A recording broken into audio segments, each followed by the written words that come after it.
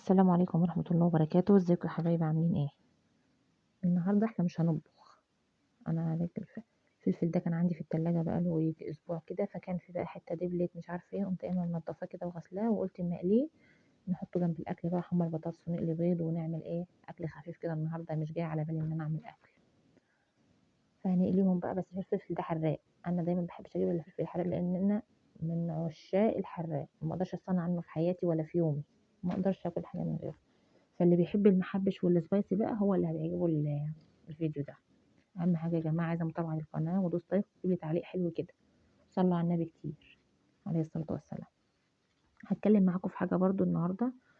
بص او بصي، اللي عايز يخسرك ساعده ووصله للباب، اللي يحط بينك وبينه طوبه كملها سور، اللي عايز يقطع علاقته بيك ناوله المقص، اللي بيتلكك ومستني لك غلطه ما تاخرش عليه. المحبه الحقيقيه بتبان وقت الزعل. خلي الكلمتين دول قانون في حياتنا. اللي كتفه ما يسندنيش وانا متضايق، ولا اسال فيه وانا رايق، لما اروق ما اسالش فيه. في ناس اول ما بتيجي فرصه مع اول غلطه بيمشوا، واول خلاف بيشدوا الرحال كانهم كانوا بيتلككوا او متصلبين او قاعدين يقولوا ايه يا رب يغلط.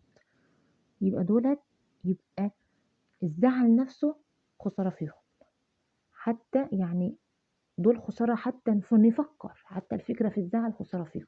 ما تديهمش مساحه من وقتك، انت وقتك غالي.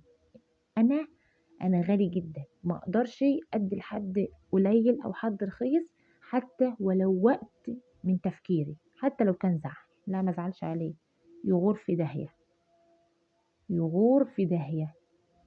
عراي اللي بيقول لك ايه، الباب يفوت جمل. يا رب يكون كلامي موجود.